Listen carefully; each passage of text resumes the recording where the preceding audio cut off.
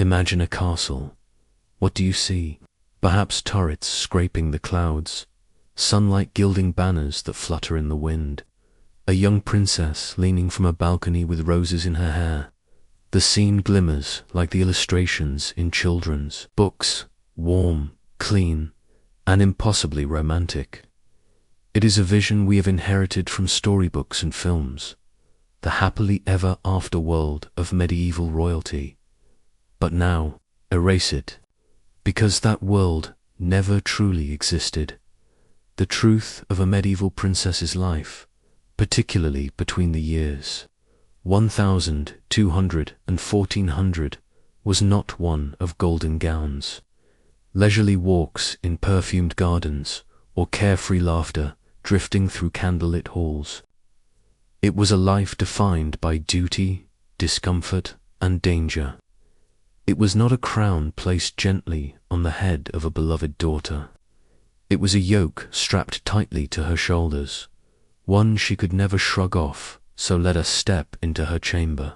Let us wake with her on an ordinary morning and see, with unflinching eyes, what her existence was really like. The air is cold, not the playful chill of autumn mornings, but a bone-deep, damp cold that clings to everything. The chamber walls, built of stone, breathe out the night's frost as though the castle itself were alive and hostile to human warmth. A fire smoulders low in the hearth, hardly able to fight against the draughts sneaking through arrow slits disguised. As windows, you, the princess, lie on a bed draped in heavy woolen blankets. Not silk, not velvet, wool, scratchy and rough against bare skin. The straw mattress underneath is lumpy, riddled with pests. Fleas leap and bite. Lice nestle in the seams of the linen. The bed curtains, intended to keep warmth inside only, trap the smell of stale smoke, unwashed bodies, and the faint tang of chamber pots emptied too late. You stir awake not in silence, but in company, for a princess was rarely, if ever, alone. At the foot of your bed, a lady-in-waiting stirs from her pallet. Two maids sleep nearby, curled in their cloaks. Privacy, that luxury we take for granted today, simply did not exist. Every movement of your body, every sigh, every whispered prayer is witnessed, and you are cold, always cold. The castle walls never hold warmth. You press your feet to the rushes on the floor, only to feel dampness, for straw mats laid to cover the stone were rarely changed. Beneath them, mice scurry. This is your morning. Every morning the first minutes of the day already dismantled the myth. A princess in these centuries was not living in grandeur, but in conditions that would shock even a commoner today. For all her status, she suffered fleas, rats, and frostbite. She might eat from silver plates, yes, but in rooms thick with smoke from poorly vented hearths. Her lungs blackened by soot long before her time. Her world was not defined by indulgence, but by deprivation wrapped in protocol. And so, before she even speaks her first word of the day, we see that she is not a fairy tale heroine. She is a prisoner of her time. The princess kneels on the cold stone floor. Her first act is not to eat, nor to bathe, but to pray. At dawn, the chapel bell summons her to devotion. She mumbles psalms in Latin, a language she barely understands, but is expected to repeat with flawless obedience.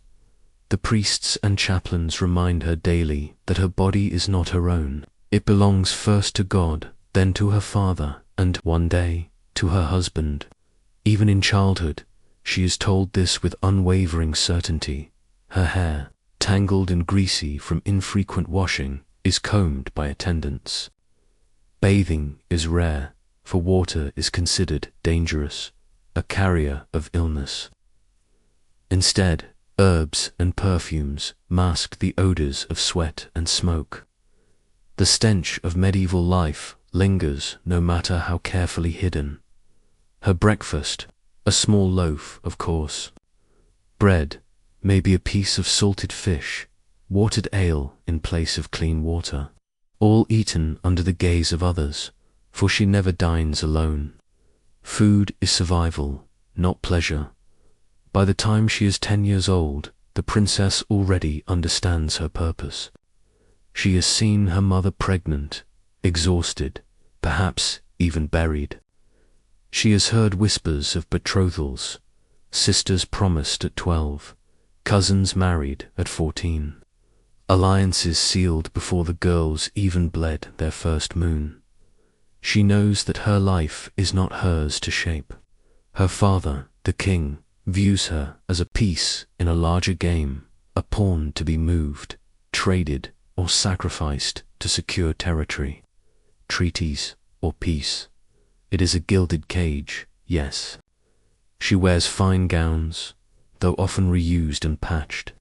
She eats better than peasants, though less richly than we imagine. She sleeps beneath carved beams, though always with cold gnawing at her toes. Gilded, yet still a cage. And here is where the story truly begins. For what awaits her is not simply the discomfort of cold and fleas, but the relentless weight of control. Every hour of her day is scheduled, monitored, corrected. She will study languages she cannot choose, learn instruments she may not love, stitch tapestries she will never keep. She will smile when commanded, bow when required, speak only when permitted, and when the time comes, she will marry a stranger, not for love, not for companionship, but for politics. Her life is already written in the margins of treaties, the wax seals of ambassadors, the whispers of court advisers who never once ask what she wants. This is the reality of being a medieval princess. Not tiaras, not ballrooms, not enchanted gardens, but stone, cold, control, and survival. So, as we begin this journey, I invite you to walk beside her, feel the straw beneath your feet, taste the stale ale at breakfast, listen to the endless chanting of prayers, and remember, behind every fairy tale we cherish lies a harsher truth. A life lived not in freedom but in duty, because this is what medieval princess life was really like. From a distance, the medieval castle looks like the very definition of strength. Towering ramparts pierce the skyline, banners flap proudly, and guards patrol the battlements. For peasants toiling in the fields, it is a sign of authority and protection. To passing travelers, it is a landmark of power. But for the princess within its walls, the castle is both fortress and cage. Walk across the drawbridge and step into the courtyard. The illusion of grandeur fades quickly. The stench of livestock hangs in the air. Pigs root in the mud. Chickens cluck and scatter underfoot. Dogs fight over scraps near the kitchens. Manure mixes with mud, creating a thick sludge that clings to shoes and hems alike. This is not the clean marble palace of fairy tales. It is a working stronghold, noisy, dirty, and alive, with smells that never truly leave the stone. Castles were built to withstand armies, not to comfort inhabitants. Stone walls, up to 12 feet thick, kept invaders out, but they also kept warmth from ever settling inside. In winter, frost crept along the inside of the walls. In summer, damp air clung to the chambers like mildew. Imagine lying in bed in December. Your breath rises as white mist into the dark air. Your fingers are stiff, your feet numb, even beneath layers of wool blankets. The fire in the hearth, tended all night, does little more than flicker against the vast cold of stone. The princess shivers awake, scratching at flea bites beneath her linen shift. listening to mice rustling in the straw on the floor. It is important to understand. No amount of rank protected her from this cold. She could be the daughter of the king himself, and still she would wake with aching joints and blue lips. Close your eyes and listen. A castle is never silent. At dawn, the chapel bell tolls, summoning prayers. Servants scurry down corridors with buckets of water sloshing, their footsteps echoing. Horses snort in the stables. Blacksmiths hammer iron into shape. Dogs bark, guards shout. The castle breathes with noise. Even in her chamber, the princess never hears peace. Maids whisper as they sew. The fire spits and hisses. Wind moans through. Arrow slits disguised as windows. And beneath all of it, faint scratching. Rats, always present, gnawing behind the walls. Step into the great hall, the heart of the castle. Here the family dines, courts, visitors, and hosts festivities. At first, it impresses. Soaring timber-bird roof, colorful banners, tapestries showing saints and battles. Candles flicker, torches burn. A long table stretches the length of the room. But stay a while, and reality seeps in. The rushes on the floor, straw mixed with herbs, have not been changed for months. They squelch with spilled ale, grease, and worse. Dogs dart between benches, waiting for scraps. Smoke from the central hearth drifts upward, but rarely escapes cleanly through the vents. It gathers under the beams, making eyes water and lungs ache. Nobles eat with their fingers. They wipe greasy hands on tablecloths or on the fur of dogs. At their feet, servants weave among them with trenchers of bread and joints of meat, slopping broth as they go. For the princess, the great hall is not a place of joy but of constant scrutiny. Every bite she takes, every sip of watered wine, every glance across the table is watched. A single misstep, chewing too loudly, speaking too softly, spilling her cup becomes a whisper. Tomorrow, splendor, yes, but splendor layered over stench. No castle was complete without a chapel. For the princess, it was not just an architectural feature but a second home. Here, she knelt on cold stone floors for prayers at dawn, noon, and dusk. She repeated Latin psalms she barely understood, guided by priests who reminded her endlessly of duty. To God, to father, to husband. The chapel was both sanctuary and shackle. Candles flickered, incense curled, shadows loomed. The echoes of chanting made her voice sound small, as though swallowed by the stone. Her knees ached from hours of kneeling, her mind dulled by endless repetition. Yet this was her duty. We speak of private chambers, but privacy is a concept foreign to medieval. Royalty, the princess's chamber, is shared. Ladies in waiting sleep nearby.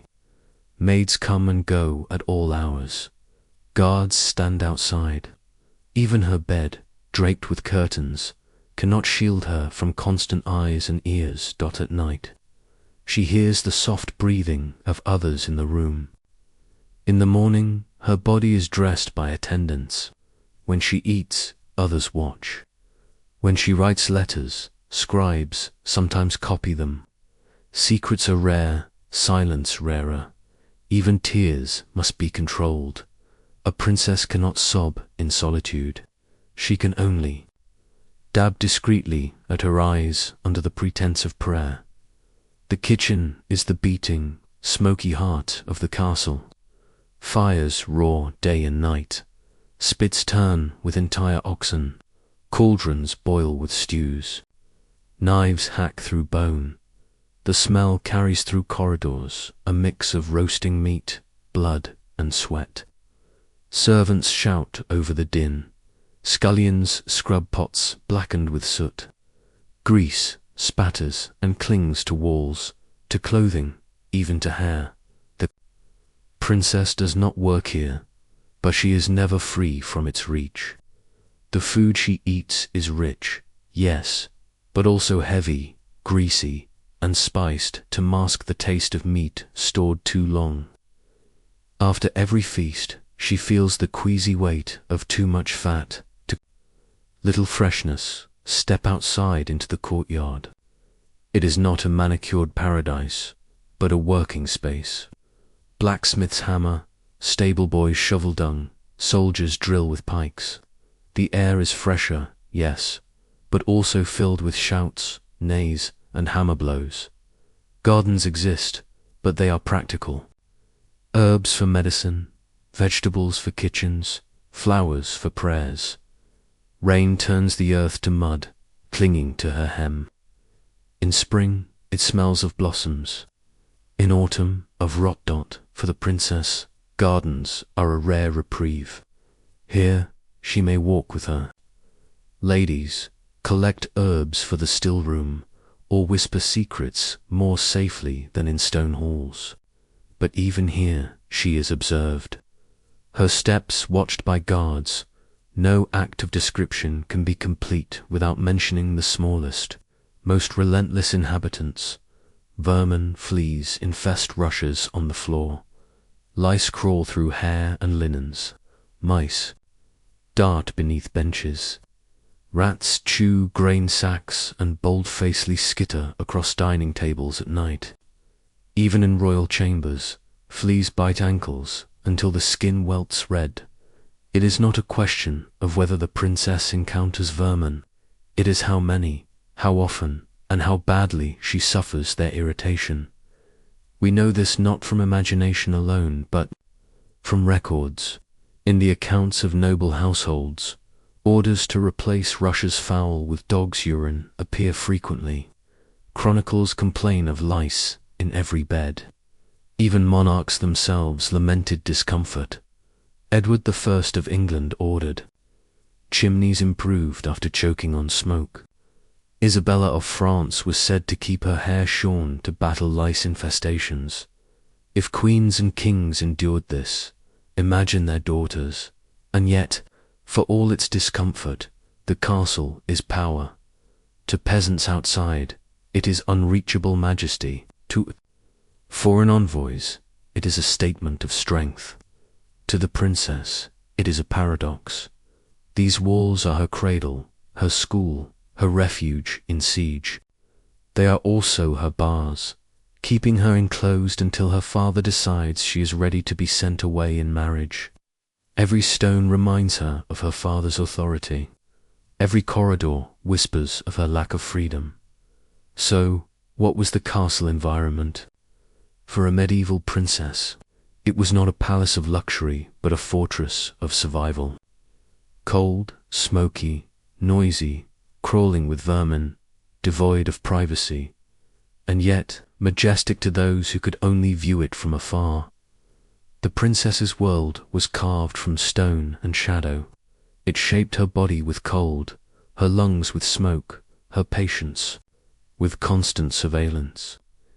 It hardened her spirit and taught her that life, even for the most privileged women of her age, was not about freedom but endurance. The fairy tale palace crumbles here. In its place stands a fortress, harsh, unyielding, unforgettable. For the medieval princess, learning was not a journey of discovery. It was not meant to spark her curiosity, nor to expand her sense of self. Education, in her world, had a single purpose: to increase her value as a political asset.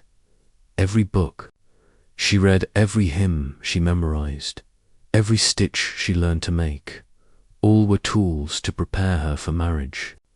She was not a student in the modern sense.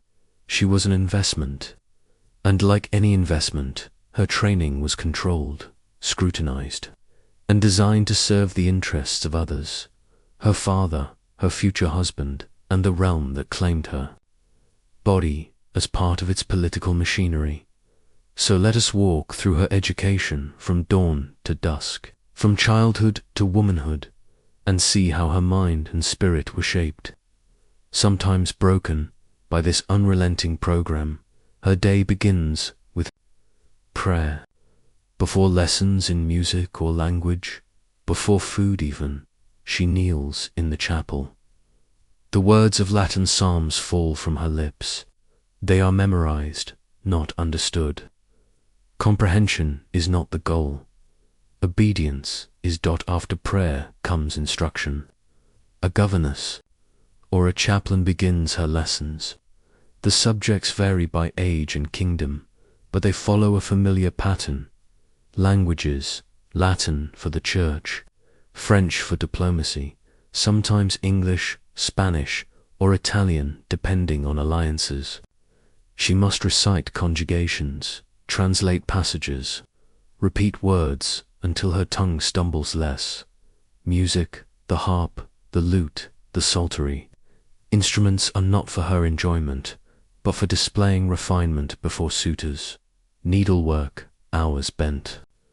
Over embroidery, weaving gold thread into religious tapestries or family emblems. Needle pricks swell her fingers, but perfection is demanded. Household management, from the still room to the storeroom. She must know how to order servants, balance provisions, and preserve herbs. She may not do the labor herself, but she must understand it well enough to oversee it. Court etiquette, how to bow, how to sit, how to smile without seeming too bold. Every gesture is a lesson in control. Religion, not merely prayer, but doctrine. She is reminded constantly that disobedience offends not only her father, but God himself. This is her curriculum. It is relentless, unforgiving, and entirely external. Nowhere is there a space for personal preference, no subject chosen because it delights her. Her likes and dislikes are irrelevant. She is molded into the woman others need her to be. Language is perhaps the most crucial skill.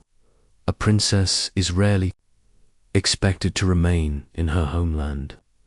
More often, she will be married abroad, and her ability to negotiate court life in another tongue may determine her survival. So, from childhood, she is drilled. French phrases, Latin prayers, proverbs in Italian. Her tutors rap her knuckles when she falters. They repeat words until her head swims. Historical accounts confirm this rigor. Catherine of Aragon, for instance, was educated in Latin, Greek, and French, preparing her for life in foreign courts. Princesses were expected to speak not merely fluently, but elegantly. Their words a reflection of their families. For the princess in our story, language lessons are both a window and a wall. They open the world to her, allowing glimpses of faraway places she will one day inhabit. But they also remind her that her voice is not her own. It is a tool, sharpened for the benefit of others. Next comes needlework. Hours upon hours bent. Over embroidery frames, her back aching, her fingers pricked raw. Needlework is not optional. It is a defining skill of noble women. Tapestries, altar cloths, gowns. These are more than decoration. They are displays of piety, wealth, and discipline. A princess's embroidery may be gifted to abbeys, displayed at weddings, or sent abroad as diplomatic gifts. Every stitch is a public act, and the discipline required is crushing. She may be no older than 8, but mistakes earn scolding. Crooked lines are unpicked and redone. She learns patience the hard way, through repetition and pain. Needlework, like prayer, teaches obedience. But in the quiet hum of thread against linen, the princess may sometimes find a strange solace. It is one of the few tasks she controls with her own hands. Within the confines of her duty, a faint sense of creation survives. Then there is music, the harp, the lute, sometimes the clavichord. Lessons echo through stone corridors as she plucks strings or presses keys. Music is meant to soften her image. A noble woman who plays well is admired as cultured, graceful, and disciplined. But behind the performance lies grueling practice. Fingers blister, strings snap, notes falter, and tutors grow impatient. Music is not freedom, but performance. She learns songs not of her choosing, but of tradition. Hymns, courtly ballads, dances to entertain ambassadors. Her voice, like her body, is trained for display. Religion frames every lesson. The princess is reminded that she is born into sin, that disobedience will damn her, that humility is her greatest virtue. Priests emphasize that her duty is obedience to God, to her father, to her husband. They warn her of Eve's temptation, of women who led men astray, of hellfire waiting for the disobedient. Her education is not merely intellectual, but moral. Indoctrination. Fear is as constant a teacher as any governess. We may imagine princesses spared from punishment, but records suggest otherwise. While they may not be beaten as peasants' children were, they faced harsh correction, public shaming before peers, extra prayers on bruised knees, hours of silent embroidery as penance, meals withheld until lessons were mastered. The goal was not cruelty for its own sake, but discipline. A princess must be perfect. She must never forget her role. Every punishment reinforced that lesson. She was not her own. Interestingly, many princesses were educated by women, governesses, ladies of the court, widowed noblewomen with experience. These women enforced discipline with unflinching severity, but they also sometimes became allies. A governess might protect her charge from harsher punishments, slip her an extra piece of bread, or whisper advice about survival. Lady Isabel, in Our Princess's Life, fills this role. She is both taskmaster and confidant, teaching harshly, but also quietly reminding the girl that strength lies in endurance. In a world where men dominate decisions, women often became each other's only refuge. Another crucial subject is household management. Though the princess will one day preside over estates, she will not run them directly. Instead, she must know enough to command servants and manage resources, so she is taught how to track provisions in the storeroom, how to brew remedies in the still room, how to organize feasts for hundreds, how to discipline servants with fairness, but authority. This is perhaps the most practical part of her training, and yet, even here, freedom is absent. She learns not because she will control her own household, but because she must be ready to serve her husbands. What does such an education do to a child? By the age of 10, she is fluent in languages she did not choose to study, proficient in music she may not love, skilled in embroidery that leaves her fingers scarred, and steeped in religious doctrine that tells her she is small, sinful, and secondary. Her playtime is minimal, her friendships are cautious, her laughter is measured, the emotional toll is heavy. She feels pride when praised, but it is pride laced with fear of failing. She feels satisfaction in learning, but it is always shadowed by the knowledge that the learning is not for her own sake. In truth, her childhood is not her own. It is already mortgaged to the state.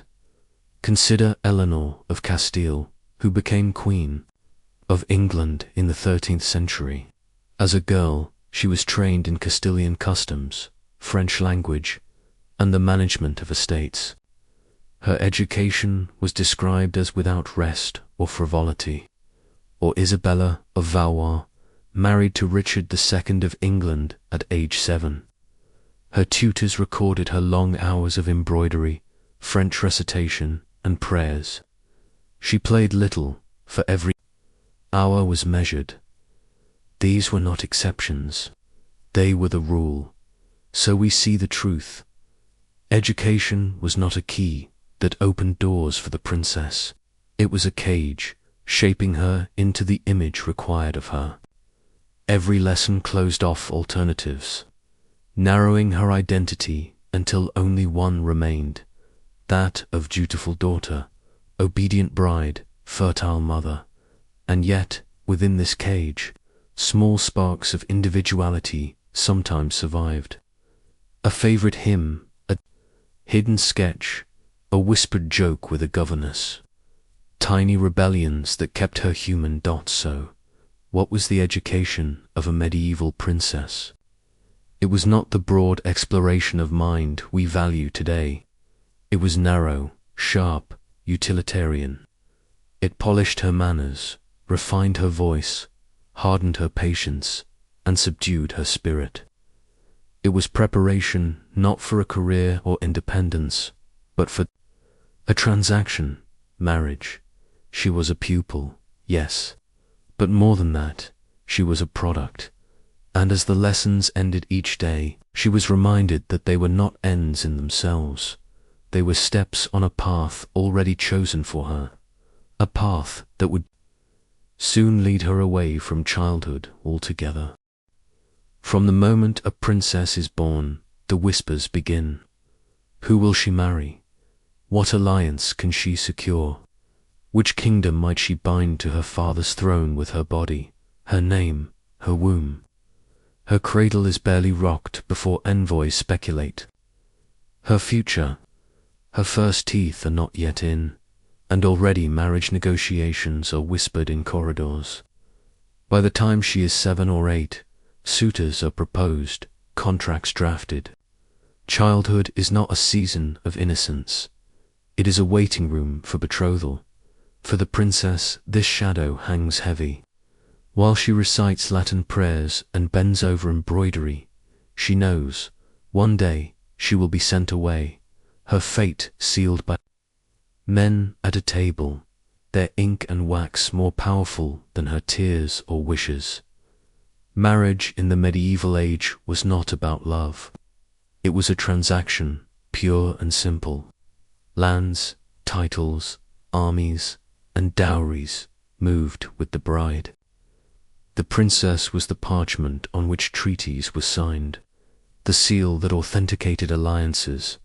Consider Eleanor of Aquitaine, married first to the King of France, then to the King of England, carrying half of modern France in her dowry. Or Isabella of France, wed to Edward II, her body the bridge between two warring nations.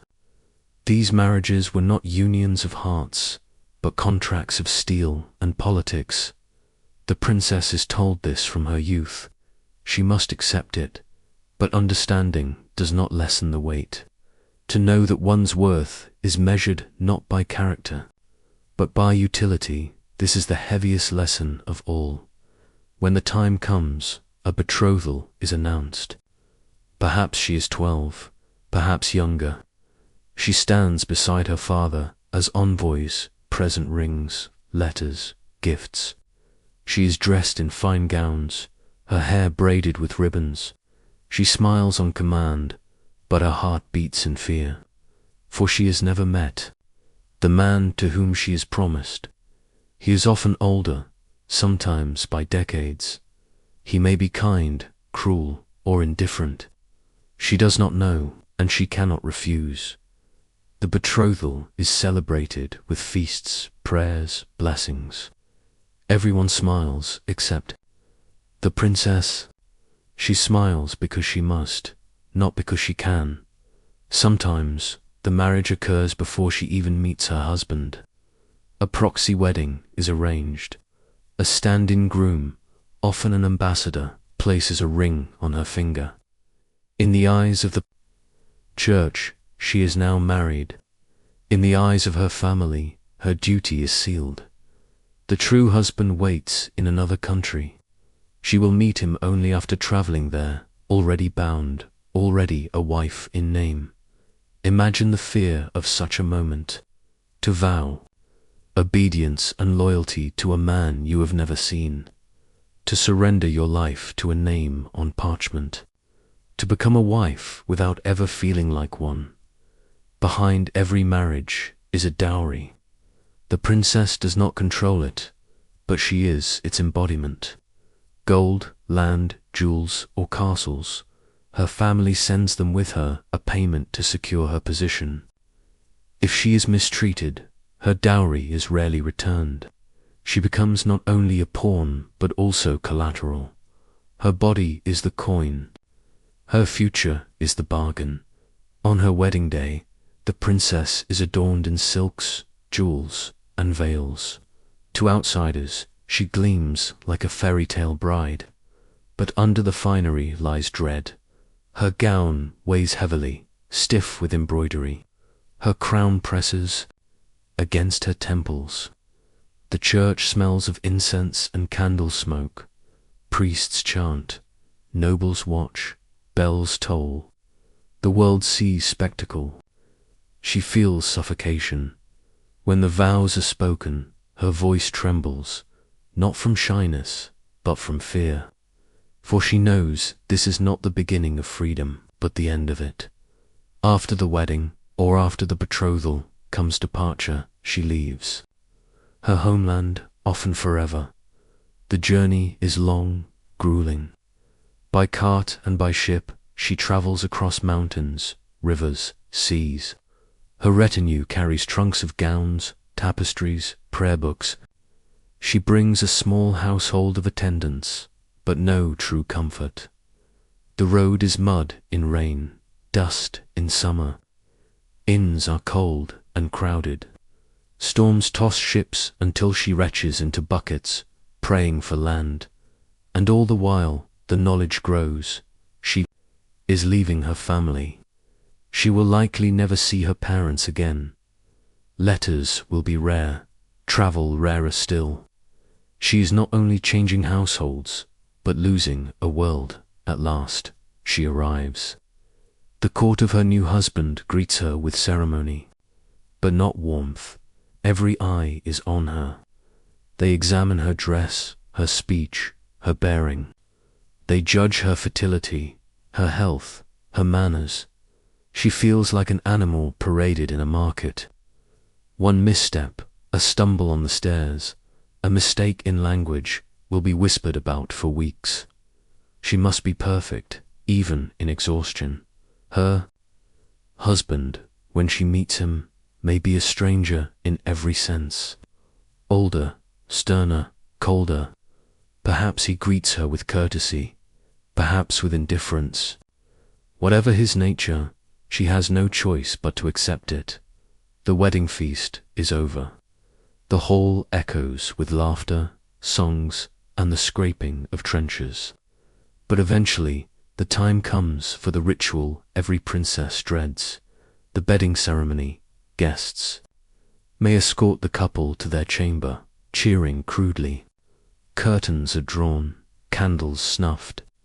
She sits on the bed, her gown heavy, her body trembling. Here, the reality of marriage reveals itself in its harshest form. The princess is expected to endure, to produce heirs, to prove her value.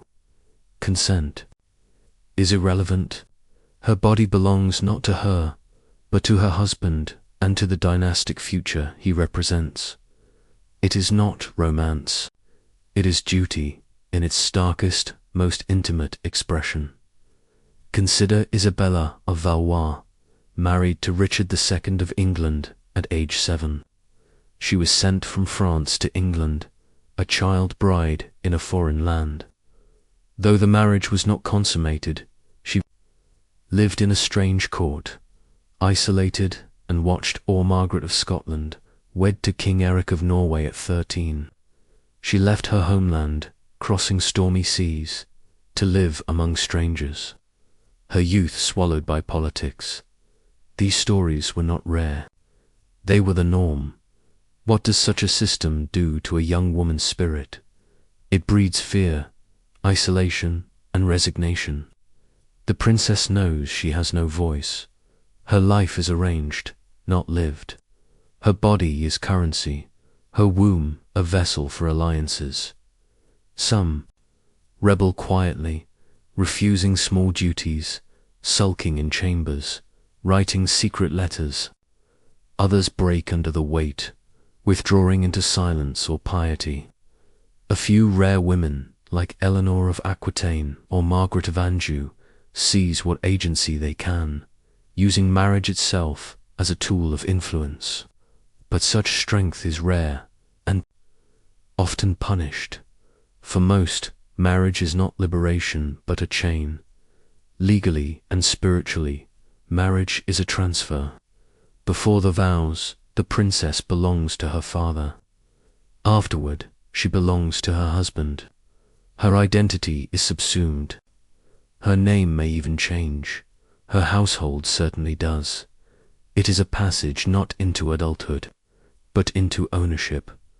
So what was marriage for a medieval princess? It was not romance, not partnership, not choice. It was transaction. She was pawn, prize, and pledge. Her wedding gown was as much a shroud for her freedom as it was a garment of celebration. This is the true weight of marriage, the knowledge that your body, your voice, your very self are no longer your own. They are instruments of politics, wielded by men who will never feel the cold stone of your chamber or the terror of your wedding night. And yet, within this system, some princesses endured. Some even carved out slivers of power, wielding influence from within the very cage built for them. But those stories belong to later chapters. For now, the princess sits in her new home, her crown heavy, her heart heavier still. Every princess knows the day will come, the day she must leave her homeland. For years, whispers of her marriage have grown louder, her dowry negotiated, her trousseau stitched and packed. But knowing does not ease the blow when the hour finally arrives. On that morning, the castle is alive with noise. Servants load trunks into wagons. Horses snort in their stalls.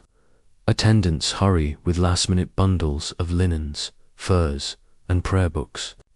The princess stands in her chamber for the final time, the rushes crackling under her slippers, the walls damp and familiar.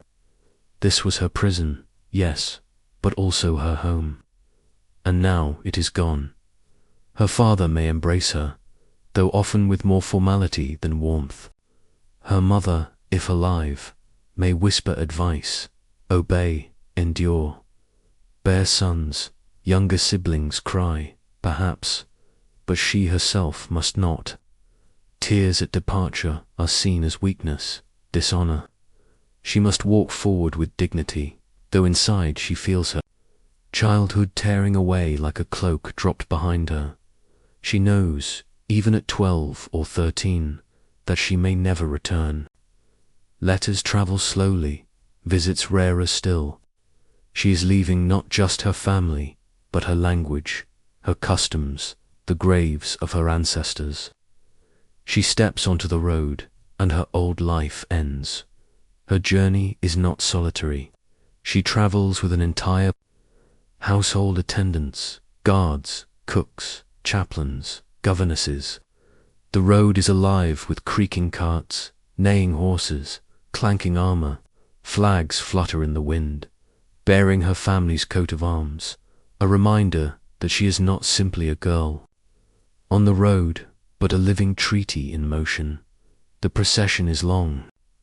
Wagons carry her dowry, bolts of cloth, casks of wine, chests of jewels. Her trousseau includes gowns embroidered with her family's crest, bed hangings, tapestries, even kitchen vessels. Every item declares her worth, a visible guarantee of the alliance her marriage cements. Yet within this spectacle, the princess sits quietly, often enclosed in a curtained litter. Her face is rarely seen, her silence constant. Around her, men make decisions about routes, stops, supplies. She's the purpose of the journey. but never its master. The romantic imagination might picture processions moving smoothly across green countryside. The reality is harsher. Medieval roads are rough at best, impassable at worst. Rain turns dirt to mud that swallows wheels to their axles. In summer, dust chokes lungs and blinds eyes. Bridges are few. Rivers must often be forded with wagons. Half submerged, horses trembling under the weight. Bandits haunt the roads. Though guards ride ahead, every bend in the path is a risk.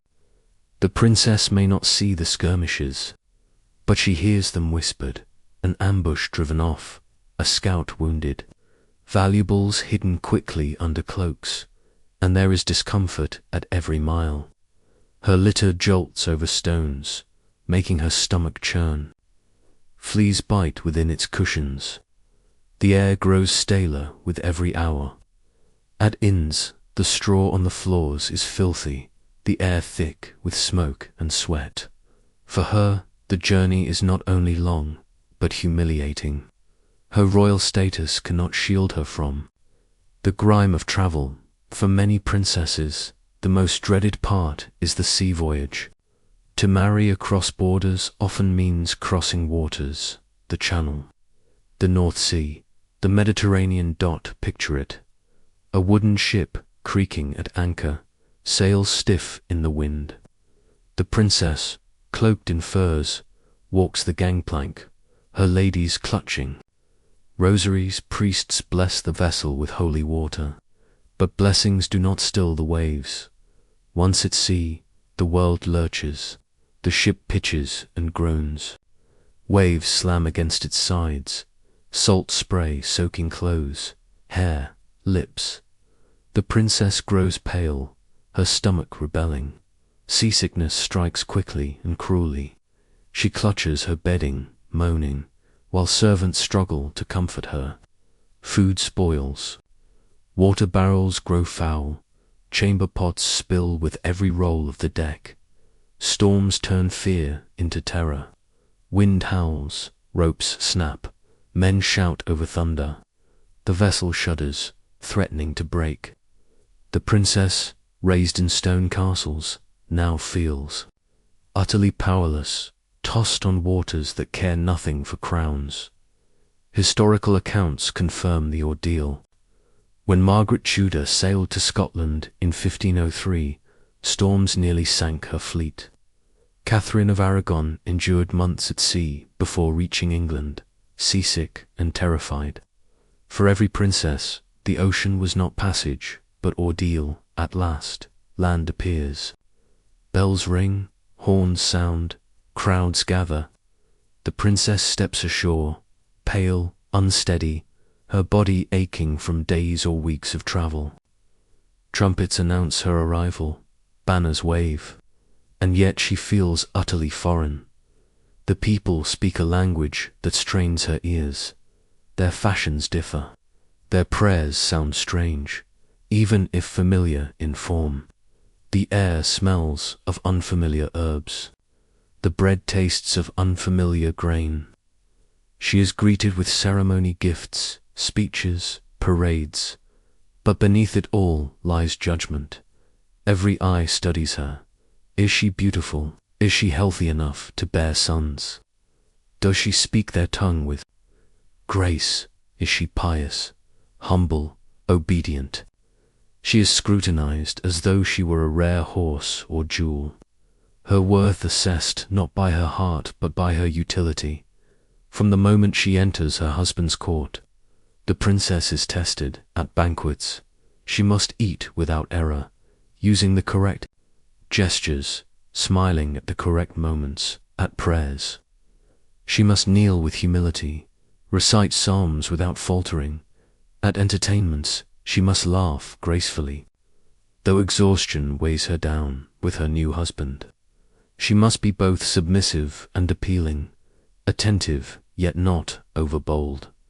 Servants whisper about her, courtiers compare her to rivals. Ambassadors report every detail back to her father's court. Her life is lived on stage, every action a performance. Yet beneath the spectacle lies crushing loneliness. The princess has left behind everything familiar: her mother's face, her siblings' voices, the chapel where she prayed, even the vermin chamber that still smelled like home. Her new household speaks differently. Her letters are censored. Her attendants, though loyal, are foreign to the land and eyed with suspicion. Friendships are difficult, for every potential ally may also be a spy. The silence of her chambers at night is heavy, filled with the ache of displacement. She kneels to pray, but even her prayers feel different here, echoing strangely in the stone of a foreign chapel.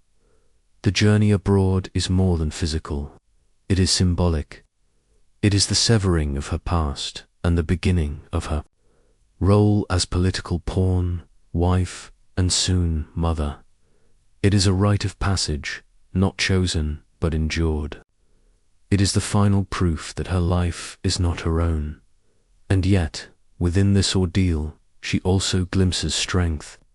To survive the mud, the seas, the scrutiny, she must cultivate resilience. She learns to endure sickness, fear, and loneliness. She learns to smile through exhaustion, to bow through humiliation. In surviving the journey, she begins to survive her new life. Examples from history: Isabella of France, 1295 to 1358, at age 12. She was sent to England to marry Edward II. Chroniclers describe her voyage as rough and perilous.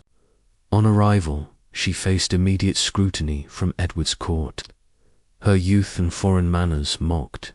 Margaret of Scotland, 1283 to 1290, known as the Maid of Norway.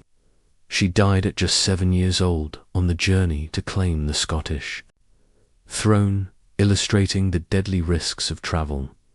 Catherine of Aragon, 1485 to 1536. Her journey to England lasted months. Storms battered her fleet, supplies ran low, and seasickness plagued her. She arrived exhausted, only to be judged instantly as the bride of Prince Arthur. These examples remind us that the journey abroad was not a simple change of residence. It was a test of survival. By the end of the journey, the princess is transformed. Childhood is gone. Home is gone. Her father's authority is gone, replaced by her husband's. She has crossed not just borders, but thresholds, from girl to woman, from subject to stranger, from daughter to bride. The psychological weight is immense, and yet, paradoxically, it is also in this crucible of hardship that some princesses first discover their strength. For the first time, they stand without their father's shadow. Alone, they must adapt or perish. So, what was the journey abroad for a medieval princess? It was not adventure, not romance, not exploration. It was rupture. It was seasickness, mud, loneliness, and fear. It was leaving behind every face she knew and entering a world where every face judged her. It was the final act of her childhood and the first act of her adulthood, a transformation carved by hardship. The fairy tale says the princess travels to meet her prince. The truth is harsher. She travels to lose herself, to become what politics demand, and yet, in surviving, she begins to carve the first faint outlines of resilience. She learns to endure the storm, the road, the eyes of strangers. She learns that survival itself is power. This is the journey abroad, not a fairy tale road to happiness, but a crucible of endurance that tests whether she can carry the weight of her role. The journey has ended, the marriage sealed, the feasts consumed, and yet, for the princess, her true trial has only begun. She is now installed in her husband's castle, her new court, a place at once dazzling and suffocating. Everything is unfamiliar. The dialect spoken, the prayers chanted, the smells of the kitchen, the songs of the minstrels. Even the walls feel different, carved by another culture's hands, echoing with unfamiliar footsteps. She must learn quickly. A single mistake here can follow her for life. The way she bows, the words she uses at meals, the gown she chooses for. A feast, each detail is noted, compared, whispered about. Courtiers test her like hawks circling prey, searching for weakness. Her marriage, her household, her reputation all begin here, in this web of intrigue. Her husband is both anchor and storm. In theory, he is her protector. In practice, he may be indifferent, distant, or harsh. At times, he is simply a stranger. She may see him only at feasts, in chapel, and at night in the chamber. Their conversations are brief, often strained. He may be much older, his interests foreign to her, youth, or he may be scholarly, distracted, more concerned with politics than with his bride. For the princess, this strangeness breeds anxiety. Is he kind? Is he cruel? Will he listen? Or will he treat her as merely a vessel for heirs? She learns to read his moods like the weather, shaping herself to his temper. In some marriages, affection grows. In others, resentment festers. But in nearly all, love is secondary to politics. She is his wife, not by choice, but by contract. And with him comes not security, but scrutiny. The court of her husband is a stage of constant performance. Feasts, nights of music, roasted meats, overflowing wine. She must smile, converse, flatter, and never show weariness. Chapel, hours of prayer, kneeling side by side with her husband, priests watching, courtiers noting her piety, ceremonies, dances, coronations, celebrations of victories. Her gown must gleam, her jewels must dazzle, her every move must reflect honor to her husband. Audience with envoys, she stands beside her husband as ambassadors, present gifts. Her posture, her silence, her occasional words in practiced French or Latin are judged as reflections of her value. The princess is no longer a child, but she is not free. She is watched, measured, weighed every day. Within her chamber, she is surrounded by ladies in waiting, many chosen not by her but by her husband's family. These women serve her, dress her, entertain her, and also report on her. Their loyalty is divided, their words sharp, their eyes always alert. Friendship is possible, but dangerous. A whispered joke may be repeated to the Queen Mother. A confession of loneliness may become fodder for gossip, yet she cannot live without them. They braid her hair, lace her gowns, share her meals. They are her constant companions, her confidants, her jailers. In time, she learns to sort them. Some become trusted allies, others tolerated spies. Lady Isabel, the governess who travelled with her from home, may remain her closest support. But even she must tread carefully, for foreign courts rarely trust outsiders. Often, the greatest challenge comes not from her husband, but from his mother. The Queen Mother is an experienced matriarch, versed in politics, suspicious of the new bride. She watches the princess with critical eyes, testing her every move. Is the princess too proud, too meek, too extravagant, too plain? The Queen Mother whispers her judgments to the king, to the nobles, shaping opinion. Sometimes she offers guidance. More often she asserts dominance, reminding the princess that this is not her court, but hers. Life at court is never simple. It is a game of factions, of whispers in corridors, of alliances struck at feasts and betrayed the next morning. The princess is at the center of it, yet powerless. Her every action ripples through politics. If she favors one lady over another, it sparks jealousy. If she greets one envoy warmly, it raises suspicion. If she sits too close to one nobleman, rumors fly of scandal. Every smile is strategy. Every silence, to dot and beyond the palace, wars rage, treaties crumble, taxes rise.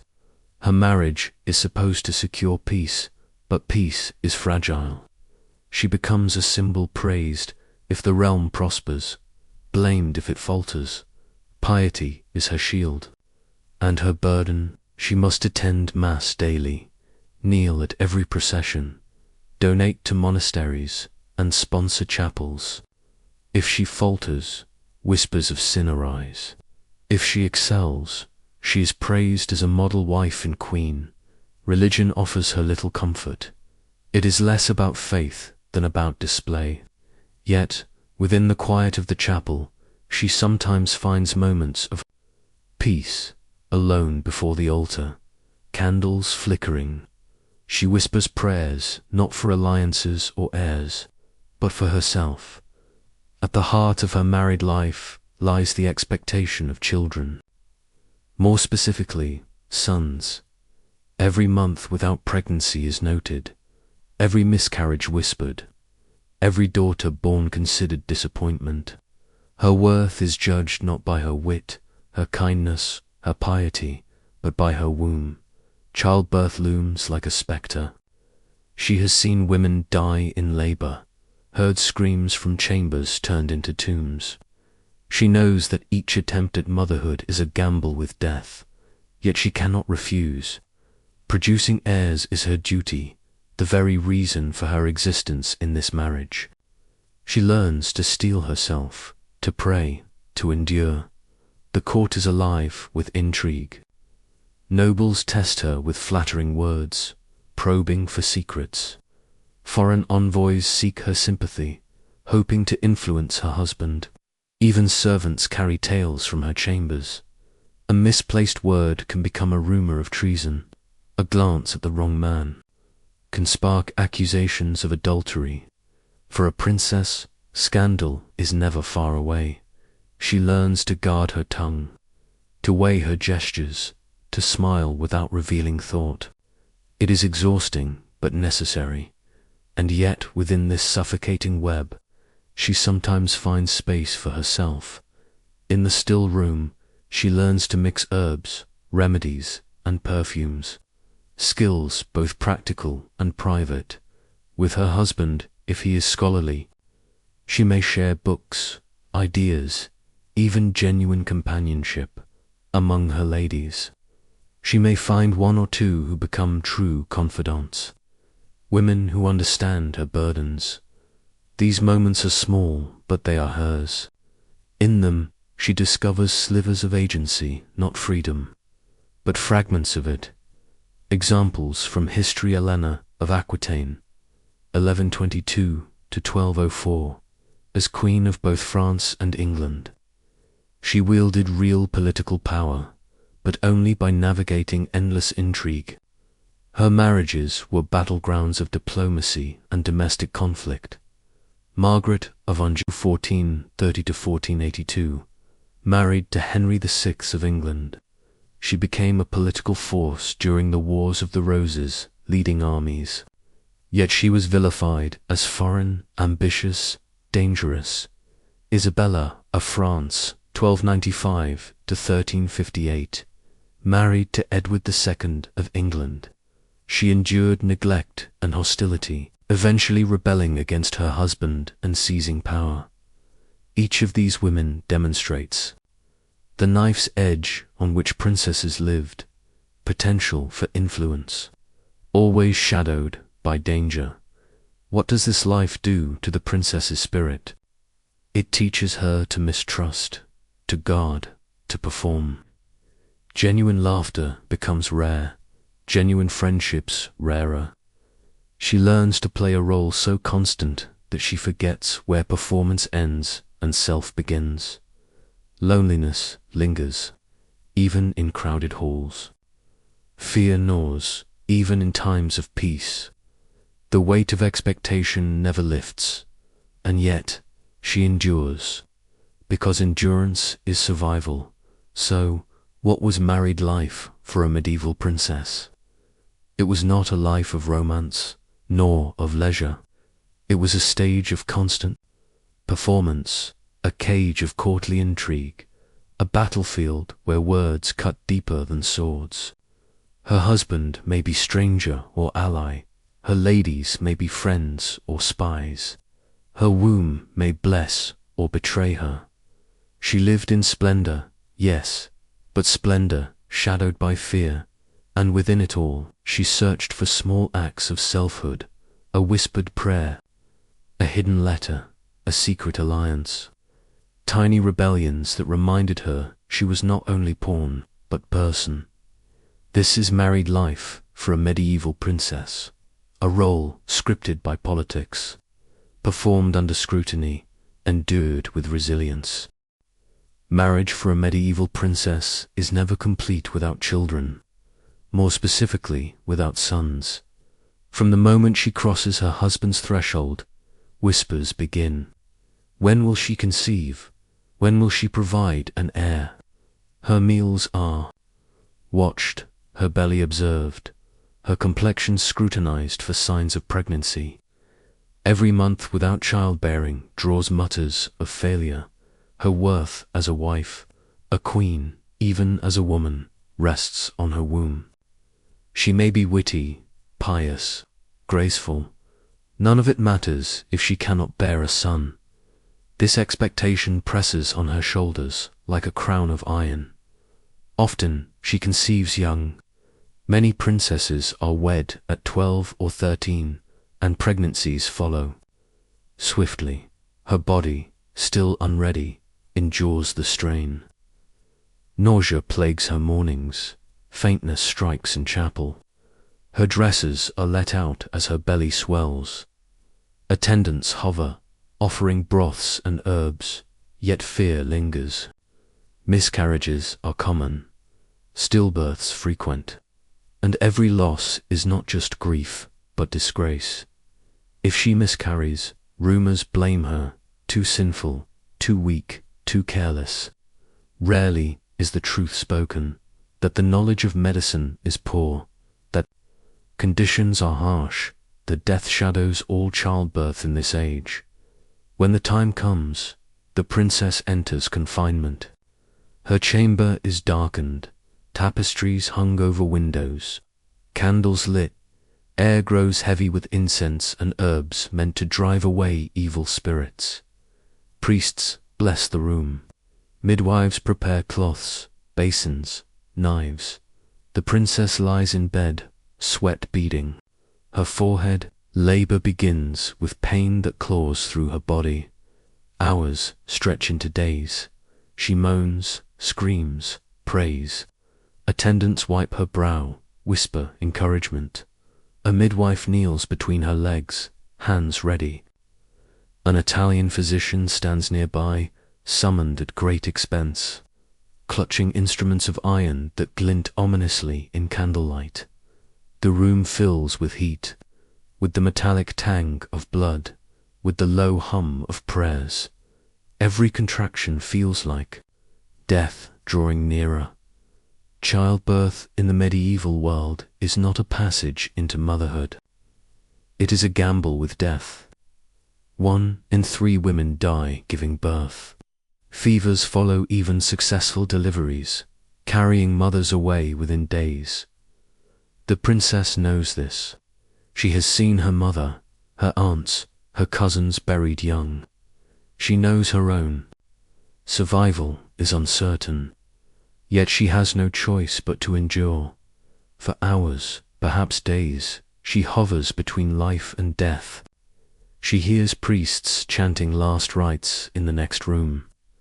She clutches rosaries until beads dig into her palms.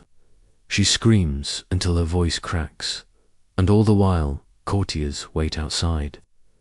They do not pray for her survival. They pray for a son. Last, the cry of a newborn pierces the air. The midwife lifts the child high, red and wrinkled, squalling with life. If it is a boy, relief floods the room. Smiles break, prayers of thanks rise. The princess is praised as savior of the dynasty. Trumpets may sound, bells may ring. If it is a girl, silence falls. Faces remain composed, but disappointment hangs heavy. The princess, exhausted and bleeding, feels the weight of failure even in victory. And if the child is stillborn or dies within days, grief and guilt consume her. For the princess, the ordeal is not over. Her body is torn, fever threatens, infection lurks in every wound. Midwives press herbs to her skin, priests sprinkle holy water, servants whisper fears. She lies weak for weeks, sometimes months.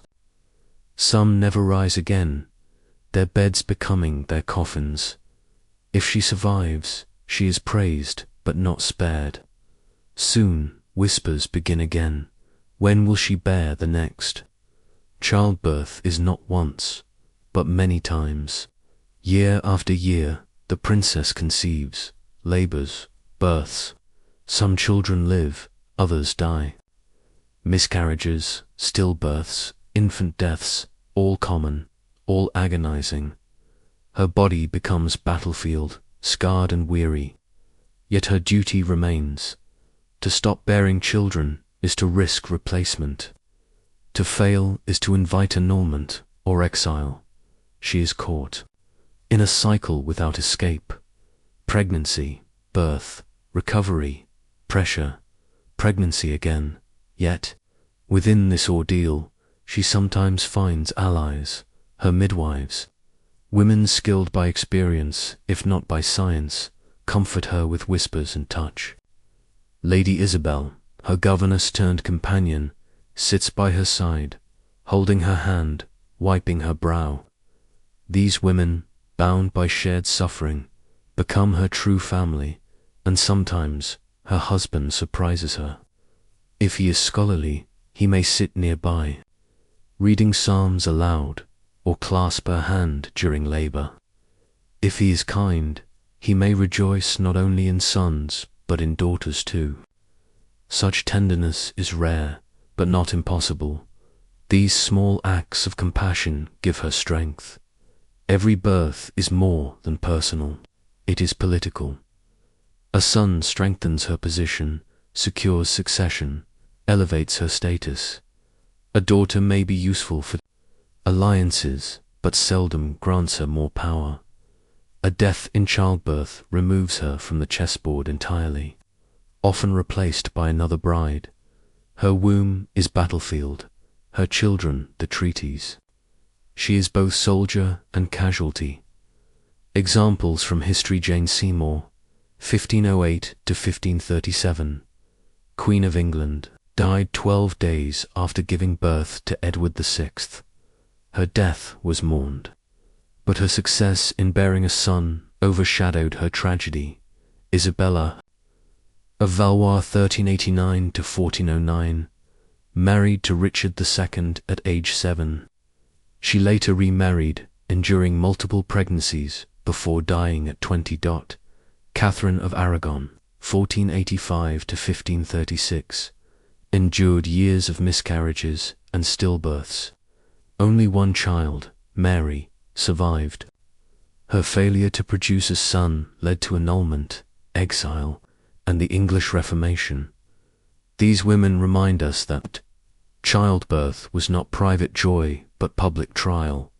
What does this do to the princess's spirit? It fills her with dread before every labor, with grief after every loss, with exhaustion after every survival. It teaches her that her body is never hers, that her value rises and falls with her children's breath, and yet it also awakens resilience. Each birth survived is a victory, each child raised a triumph. Her suffering carves strength into her soul. She becomes hardened, cautious, wise. She learns that to endure is to wield power. When at last she bears a healthy son, the court erupts. Bells toll, banners rise, gifts flow. She, frail and pale, is lifted into reverence. For the first time, she is not merely a wife, but a queen mother, mother of an heir. Her position strengthens. She is listened to more, respected more. Within the narrow confines of her role, she has gained influence. It is bittersweet. Her triumph comes not from her mind, her will, or her character, but from her body's survival. Yet she clings to it, for influence, however small, is a rare treasure. So what was childbirth for a medieval princess? It was not a private family matter, not a moment of tender joy. It was trial by fire. It was the battlefield of her body, the razor's edge of life and death. It was politics, wrapped in screams and blood. For every princess, childbirth was the test of her worth. To survive was a victory. To produce sons was triumph. To fail was ruin. And yet, within this brutal system, the princess endured. She screamed. She bled. She risked death. And in surviving, she carved out space for herself, for her influence, for her legacy. This is the paradox of her survival. She gained power only by enduring the very system that crushed her. Childbirth changes everything. For years, the princess has lived under suspicion. Will she bear children? Will she give us a son? Her identity has been defined by expectation. But once she survives labor and produces a living heir, especially a boy, her role transforms. No longer merely a bride, she is now mother of the dynasty. Her position in the household, in the court, and in the realm strengthens overnight. The courtiers who once whispered doubts now bow deeper. The queen mother who tested her now treats her with reluctant respect. Her husband, if pleased, begins to consult her more. Her influence is still fragile, but it exists, and she seizes it. The princess is still bound by the system, but she is no longer a pawn. She is a piece with weight, capable of altering the game. As mother of heirs, her survival is vital. As guardian of children, she has a direct role in shaping the future king. As mistress of the household, she controls domestic rituals, servants, and ceremonies. She begins to participate in decisions about marriages of her children, alliances of her daughters, education of her sons. In small but meaningful ways, she shapes the dynasty's future. One of the most visible avenues of influence is charity. Medieval princesses often sponsor convents, hospitals, almshouses. They fund masses for the dead, distribute alms to the poor, or endow chapels with relics. On the surface, this is piety. In practice, it is power. Every act of charity builds her reputation, creates loyalty, and strengthens her legacy. A peasant receiving bread may whisper blessings of her name. A convent singing prayers in her honor ensures her memory echoes long after her death. These acts of patronage weave her influence into the fabric of society.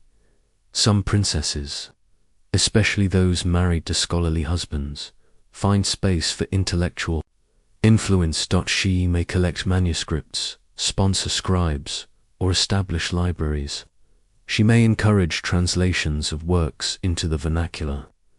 She may even engage in learning herself, studying theology, history, or philosophy under trusted tutors. 4. The princess knowledge is both solace and strategy. Solace, because it gives her mind escape from constant duty. Strategy, because it equips her to advise her husband, shape her children's education, and converse with envoys. Every book copied, every manuscript preserved, becomes part of her.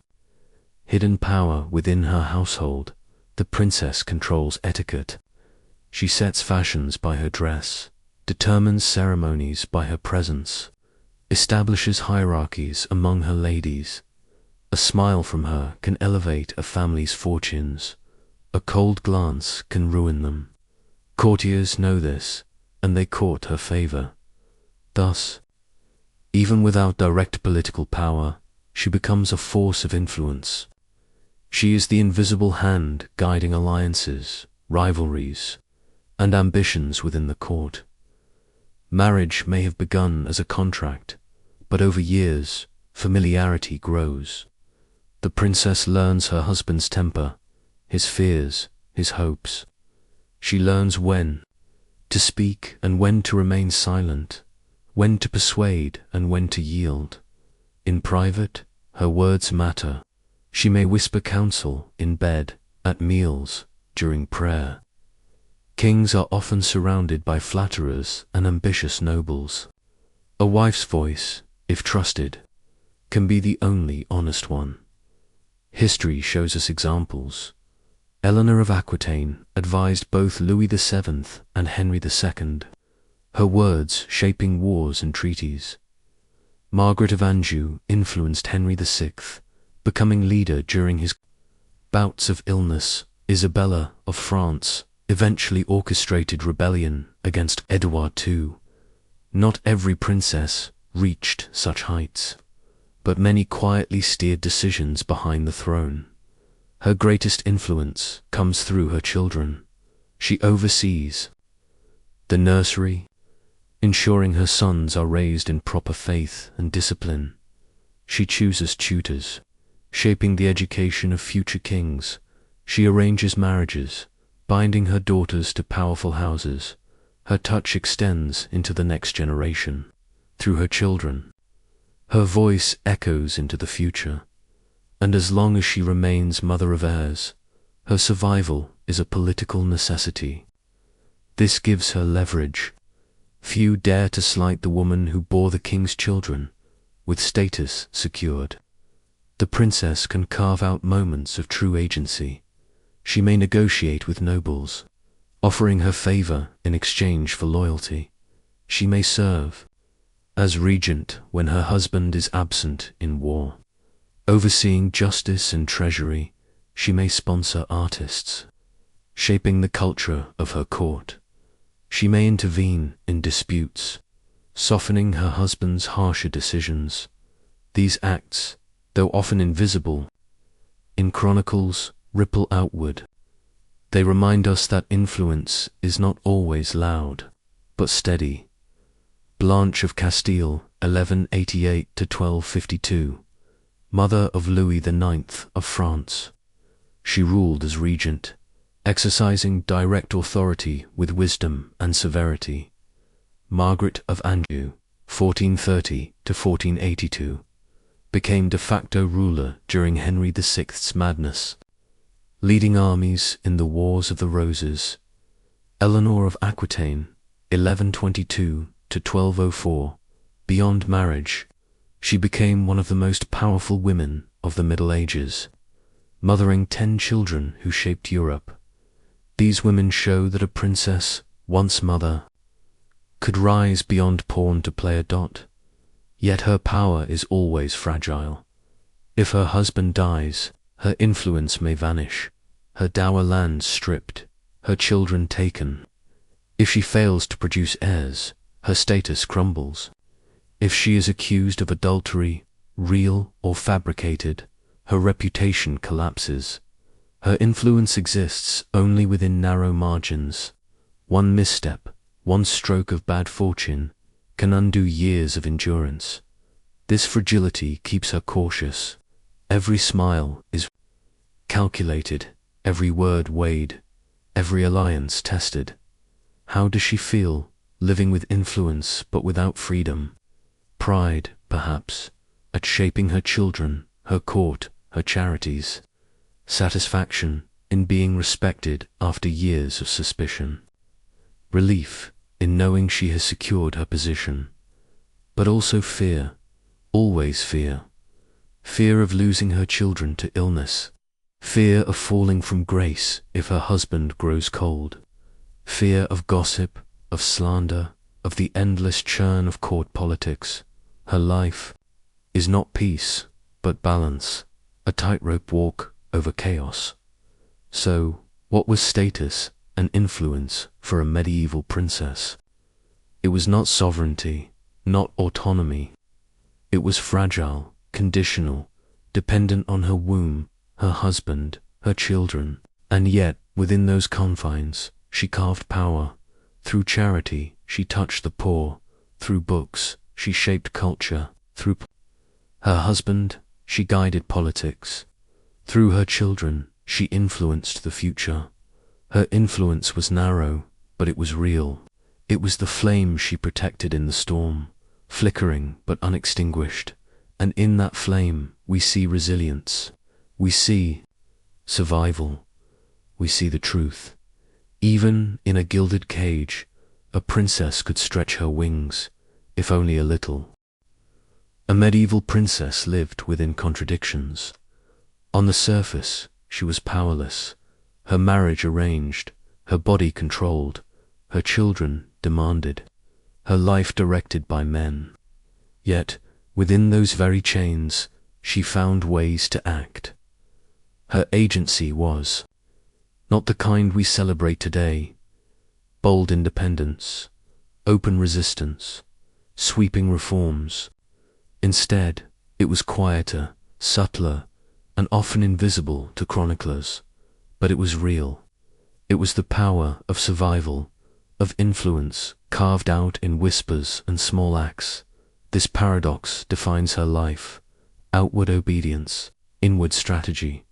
One of the most remarkable skills of medieval princesses was the ability to wear obedience like a mask, to bow when commanded, to kneel when required, to smile when ordered, all while thinking, planning, enduring.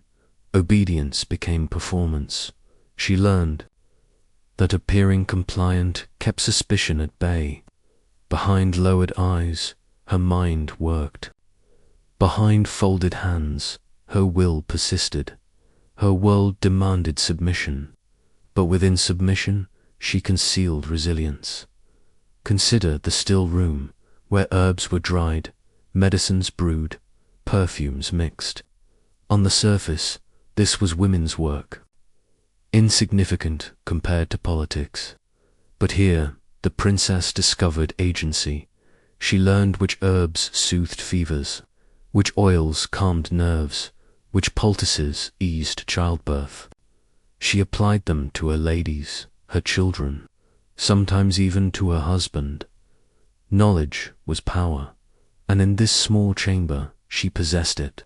She could heal, she could comfort, she could command respect. The still room became her domain, the laboratory of influence. Agency also emerged in relationships. Amid gossiping ladies and watchful servants, she learned to cultivate loyalty. A kind word, a secret gift, a shared prayer could bind another woman to her side. With these allies, she built networks. One lady might defend her against slander. Another might carry messages discreetly. A governess might guard her children fiercely. In a world where open defiance was impossible, alliances were survival. Her friendships became armor, her allies her hidden court. For some princesses, books became a doorway to agency. Though denied the chance to rule outright, they found freedom in study. They read psalms, histories, romances. They collected manuscripts, sponsored translations, employed scribes. Through learning, they carved a place for themselves as patrons of culture, remembered not only as wives or mothers, but as women of intellect. This intellectual agency shaped legacies. Libraries they founded endured beyond their lifetimes. Ideas they preserved rippled into future generations. Perhaps the most enduring form of agency was motherhood.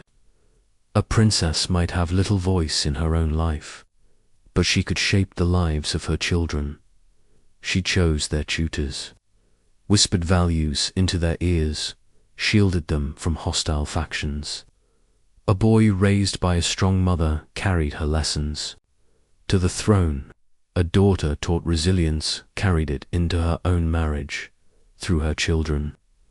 The princess extended her agency into the future. History offers glimpses of this quiet power. Blanche of Castile, mother of Louis IX, shaped his reign through discipline and piety, ruling as regent with authority. Margaret Beaufort, mother of Henry VII, maneuvered politically during the Wars of the Roses, her persistence laying the foundation for the Tudor dynasty. Eleanor of Provence, Queen of England, wielded soft power through patronage of poets and artists, shaping cultural life at court. These women did not escape patriarchy. They worked within it, bending its structures just enough to make space for themselves. But agency came at a cost. Any misstep invited ruin. Too bold, and she risked being labeled ambitious, dangerous, even traitorous. Too passive, and she faded into obscurity, forgotten even by her children. The balance was delicate. A princess walked a narrow line, carving agency quietly, always under threat. This fragility makes her endurance more striking. She did not wield armies, she wielded endurance, intelligence, and subtlety. Looking back, it is easy to ask, why did she not rebel? Why did she not demand freedom? The truth is that freedom, as we imagine it, did not exist for women in her world. The structures of family, church, and state pressed too heavily. Rebellion would have meant death, exile, or erasure. And yet, within those structures, she found ways to live, to endure, to leave marks on history. Her story reminds us that progress is not born only of grand revolutions. It is also born of survival, of the quiet persistence of women who lived, endured, and shaped the world in ways chroniclers rarely admitted. Imagine her at night, candles burned low, her children asleep in their cradles. She sits by the window, the cold air drifting in, a book in her lap. She whispers prayers not for power, but for strength. She thinks of the path her life has taken, chosen for her, endured by her. And yet she also feels pride. She has survived childbirth. She has won respect. She has carved influence. She has not been erased. Her agency is not loud, not obvious, but it is hers. And in claiming it, however quietly, she becomes more than pawn. She becomes person. So what do we see when we reflect on women's agency in the medieval world? We see that agency was not absent, but hidden. Not loud, but quiet. Not revolutionary, but resilient. Princesses carved space in the cracks of a patriarchal system, finding influence in motherhood, in learning, in charity, in whispered alliances. Their power was fragile, their freedom limited, and yet they endured. They preserved culture, shaped heirs, steered courts, and whispered their strength into the future. The fairy tale forgets this. It paints princesses as passive maidens waiting for rescue. The truth is richer. They were survivors, strategists, quiet architects of history. Their agency lay not in escaping their gilded cages, but in making those cages bearable, even meaningful. And in doing so, they lit small flames of change that over centuries grew into fire. In the medieval world, faith was not one part of life, it was the frame around the entire picture. For a princess, religion was both anchor and shackle. It gave her comfort in times of grief and fear, but it also dictated her every choice. Action and thought. From the moment she woke, to the moment she lay down again, faith shaped her world. Bells rang from chapels to summon her to prayer. Priests lectured on duty, obedience, and sin. Saints were invoked, relics kissed, rosaries counted bead by bead. And yet, beneath this structure of faith ran a deeper current: fear of sin, fear of hell, fear of stepping outside the narrow path prescribed for women. The princess's day was punctuated by prayer. At dawn, before food or lessons, she knelt on cold stone floors in the castle chapel, whispering psalms in Latin. At noon, another round of prayers. At dusk, compline. At night, final whispered prayers before sleep. Her rosary was both tool and tether. She fingered each bead, murmuring Hail Marys, Our Fathers, Glory Bees. The repetition lulled her, sometimes into peace, sometimes into despair. Feasts of saints filled her calendar. Lent demanded fasting. Advent required solemn anticipation. Every season, every month, every day carried rituals of devotion. Even meals were framed by faith. Blessings before eating, grace afterward. Even childbirth was shrouded in faith. Prayers for safe delivery. Holy water sprinkled on the newborn. Emergency baptisms if death seemed near. Faith was not an addition to life, it was life. But with devotion came fear. Priests warned constantly of sin, and for women especially, the warnings were sharp. Eve's temptation in Eden was preached again and again as proof of women's weakness. The princess was told, too much pride is sin, too much vanity in dress is sin, too much talk is sin, even stray thoughts could be sin. Her body was a battleground of temptation. Her desires were suspect. Even love for her children, if excessive, was considered dangerous, for it could rival love of God. Confession was both relief and terror. Kneeling before a priest, she confessed her thoughts, her mistakes, her doubts. The words left her lips, but shame clung. Absolution brought peace, but fear of backsliding never left. In moments of fear, she turned to saints. Each saint carried a specialty. Saint Margaret for childbirth, Saint Catherine for learning, Saint Anne for mothers. Her chamber might hold tiny relics, a fragment of bone, a strip of cloth said to belong to a saint. These were treasures carried across kingdoms, believed to hold divine power. She kissed them, prayed over them, clutched them in labor. Faith and superstition blurred here. Did she believe in God's power alone, or in the magic of relics? The line was never clear. Beyond official religion, superstition thrived. A sudden storm on her wedding day was a bad omen. Dropping a rosary meant misfortune. Dream of blood could predict death. The howling of dogs at night was a sign of plague. Her ladies-in-waiting whispered these beliefs constantly.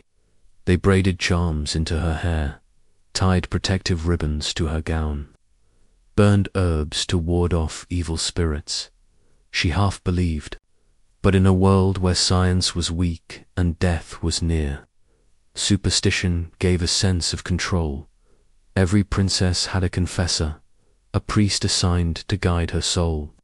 He was her spiritual advisor, but also her judge. She poured her heart to him. Fears, doubts, sins.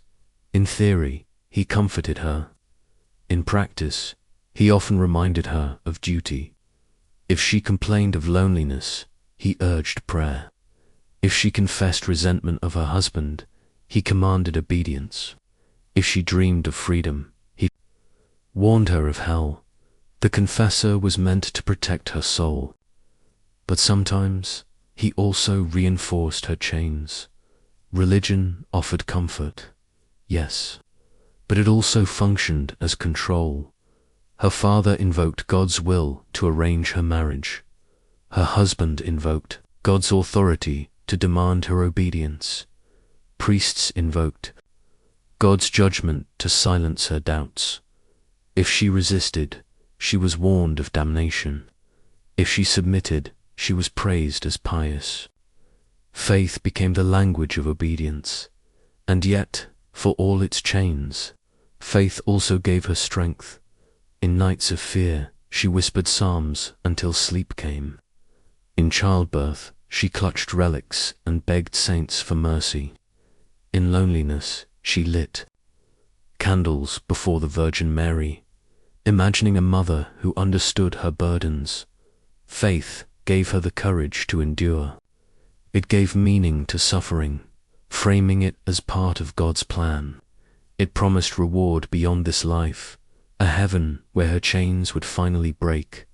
Within religion, she found agency to sponsoring chapels, endowing convents, commissioning prayers. These acts were within her power.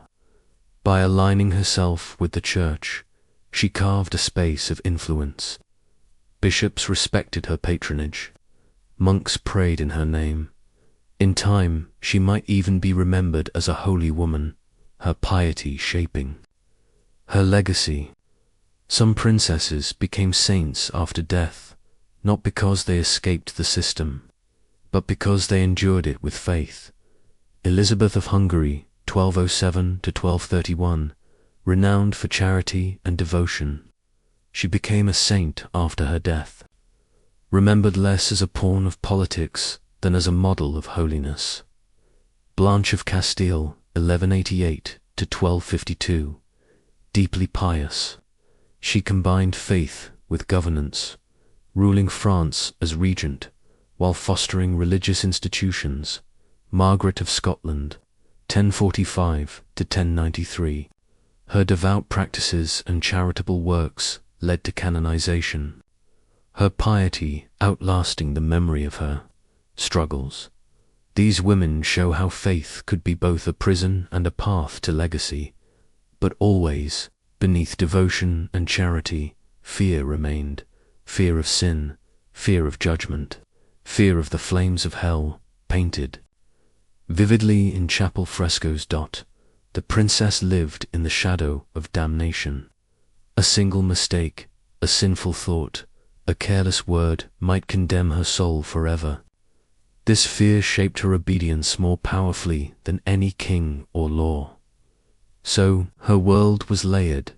Faith gave her structure, devotion, hope. Fear kept her obedient, humble, silent. Superstition gave her a sense of control over chaos. Together, they created a spiritual cage, but also, strangely, a spiritual refuge.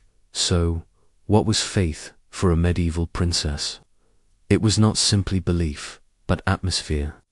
It filled every moment of her day, every choice of her life. It was the voice that commanded her obedience, the hand that offered her comfort, the shadow that threatened her with hell. Her faith was both chain and shield. It bound her, but it also helped her endure. It silenced her, but it also gave her prayers. It controlled her, but it also gave her meaning. And in the end, faith was one of the few things she truly owned. Her jewels, her gowns, her very body belonged to others. But her whispered prayers, her secret thoughts, her belief in saints and miracles, those were hers alone. This is the paradox of faith for the medieval princess. It oppressed her, but it also sustained her. It was fear, but also hope. It was cage, but also key. Every medieval princess lived with one haunting question: how will I be remembered? Her life was not her own. Her marriage, her children, her duties were dictated by others. Yet once gone, her story would belong to others, to priests, chroniclers, poets, and the whispers of her people. Some would be remembered as saints, others as villains, many forgotten entirely. Her legacy was as fragile as her body in childbirth. The surest path to legacy was through children. If she bore a son who became king, her name endured, woven into dynastic histories. She would be praised as mother of the realm, her memory tied to her child's success. If her children died young, her memory often faded too. A princess without heirs was like a candle snuffed early, briefly bright, then forgotten. Yet even through daughter's legacy could spread. A daughter married to a foreign prince carried her mother's blood into new dynasties. Through such webs, a princess's name echoed across Europe. In death, her body became a site of memory. Tombs mattered. They declared her worth, her piety, her legacy. Some were buried in grand cathedrals, effigies carved in marble, hands clasped in eternal prayer. Pilgrims visited, candles burned, her name whispered in prayers. Others were interred quietly, their graves simple, their names fading with time. A grand tomb could preserve memory for centuries. A humble burial could erase it in a generation. One way a princess secured memory was through patronage. By funding convents, endowing chapels, sponsoring hospitals, she inscribed her name into stone and song. Every time monks sang psalms for her soul, every time a peasant prayed in a chapel she founded, her memory lived. Charity was not only piety, it was strategy. Some even commissioned books, chronicles, illuminated manuscripts, family genealogies. These works, copied by scribes, carried her name forward, but much of her legacy was out of her hands. Chroniclers, usually male clerics, recorded her life, and their words were biased. If she was pious, they praised her. If she was bold, they called her ambitious. If she defended her children, they labeled her dangerous. If she loved too fiercely, they accused her of sin. Her memory was written not by her, but about her. And often, the truth was reshaped to fit political needs. History shows the stark divide. Isabella of France, 1295 to 1358. Remembered by some as the she-wolf of France for rebelling against Edward II, though modern historians see her as courageous and capable. Eleanor of Aquitaine, 1122 to 1204, first criticized as scandalous, later celebrated as one of the most powerful women of her age. Elizabeth of Hungary, 1207–1231, canonized as a saint for her charity. Her struggles with politics largely erased in favor of her piety. The same actions, courage, ambition, leadership, could be framed as either virtue or sin, depending on who wrote the record. For every remembered queen, dozens of princesses disappeared into silence. Married young, dead in childbirth, their names recorded only in treaties. Their struggles, their endurance, their humanity vanished. This silence is its own tragedy. Women who endured as much as their more famous sisters are now lost, their stories untold, their lives reduced to dates and dowries. Even in silence, motherhood echoed. Every child born carried her memory, whether named after her, guided by her, or shaped by her prayers. The princess might never be praised in chronicles, but her influence lived on in the rulers she raised. In this way, her memory persisted, woven invisibly into dynasties. Sometimes her legacy survived in objects: a tapestry stitched by her hands, an illuminated book she owned, a piece of jewelry passed to her daughters. These relics carried whispers of her presence, tangible reminders of her life. For her descendants, such objects became heirlooms. For historians, centuries later, They became windows into forgotten lives. After her death, her memory was not static. It changed with time. A princess once praised could later be vilified if her children lost power. A woman once condemned could be sainted generations later. Her image was reshaped to suit the needs of politics, religion, or legend. For example, Isabella of Castile was remembered as a pious reformer, though her reign included brutal persecutions. Margaret of Anjou was demonized as foreign and ambitious during the Wars of the Roses. Yet modern historians recognize her as a capable leader in crisis. Memory was malleable. Her legacy a canvas painted and repainted by others. But beyond politics, beyond chronicles, beyond monuments, there is a quieter question. How did she wish to be remembered? Perhaps in the love of her children, who whispered prayers for her after her death. Perhaps in the convent she endowed, where nuns lit candles for her soul. Perhaps only in the memory of her ladies, who spoke her name with affection. Her true legacy may have been less about crowns and treaties, and more about the lives she touched in quiet ways. Today, when we remember these princesses, we see both warning and inspiration. Warning in the way their lives were controlled, their worth reduced, their freedoms denied. Inspiration in the way they endured, influenced, and carved agency despite oppression. Their memory challenges us to honor their endurance, to recognize their humanity, to ensure their silence does not continue. So, what was legacy for a medieval princess? It was uncertain, fragile, often unjust. It could raise her to sainthood, or cast her as villain. It could preserve her name for centuries, or erase it in a generation. But even when forgotten by chroniclers, her true legacy endured, in her children, in her patronage, in the whispers of those who loved her, and in remembering her now, we restore some of what was taken.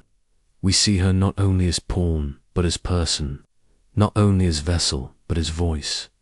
This is her legacy: survival, endurance, influence, remembered not in fairy tales, but in truth.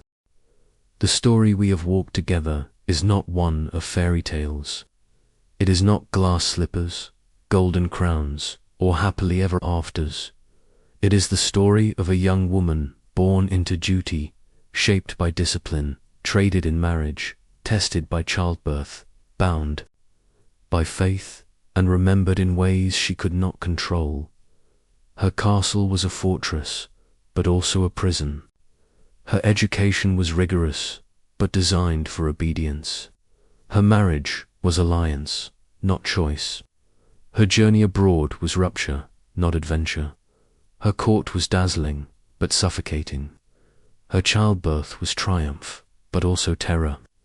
Her influence was real, but fragile. Her faith was comfort, but also control. Her legacy was uncertain, but enduring. This is the truth of medieval princess life, not fantasy, but survival. Not romance, but resilience.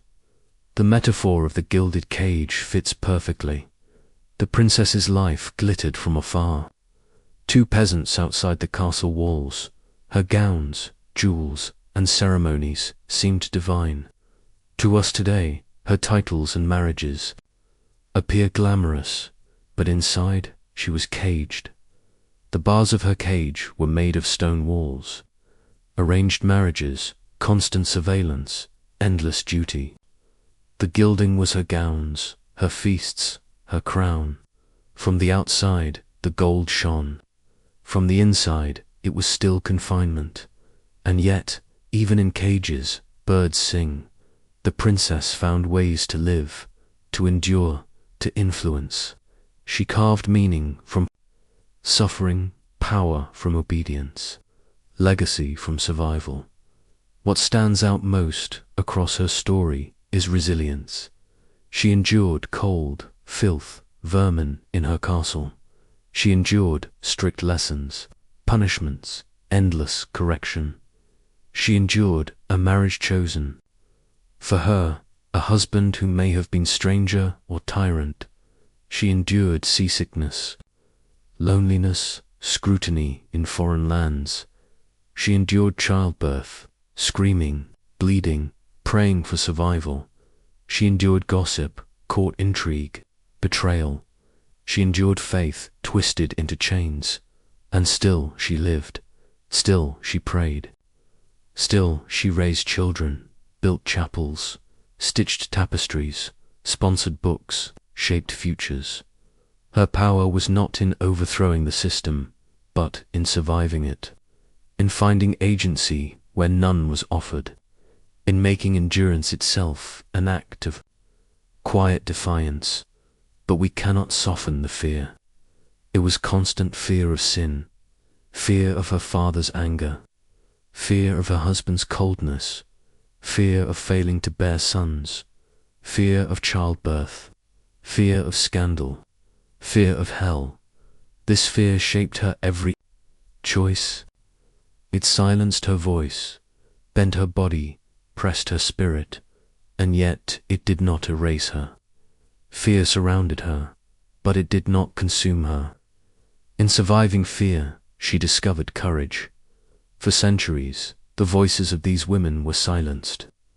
Chroniclers mocked them as ambitious or erased them as irrelevant.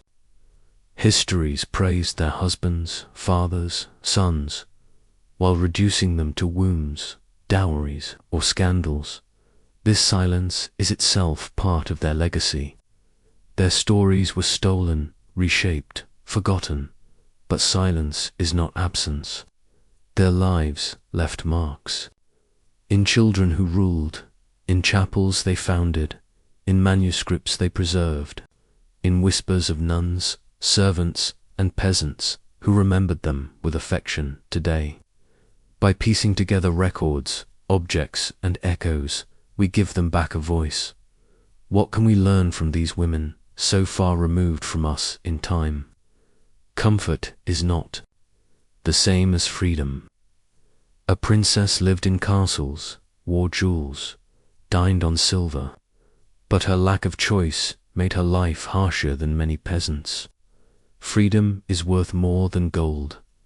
Agency exists even in oppression. Though bound by duty, princesses carved spaces of influence through charity, motherhood, learning.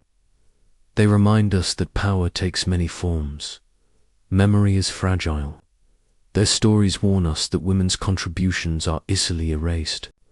We must preserve and amplify women's voices today so they do not vanish tomorrow. Resilience inspires. These women endured fear, loneliness, and constant control.